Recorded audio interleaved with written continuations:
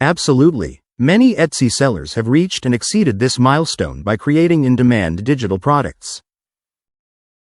The key lies in finding a profitable niche, creating high-quality designs, and marketing your shop effectively.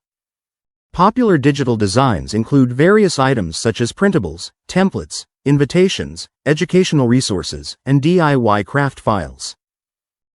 You don't need to be a professional designer to get started. Tools like Canva, Adobe Illustrator, and Procreate can help. To differentiate your shop, focus on unique designs, professional presentation, SEO optimization, and customer experience. Pricing should reflect quality. Individual items range from $5 to $15, while bundles can be priced at $25 to $50. To make your shop more visible, optimize your listings, share on social media, and consider Etsy ads.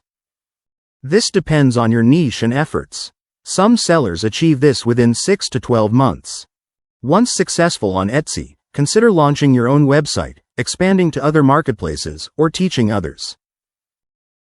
Common mistakes include neglecting research, poor quality designs, pricing issues, and ignoring feedback.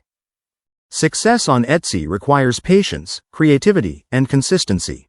Continuously learn and refine your strategies.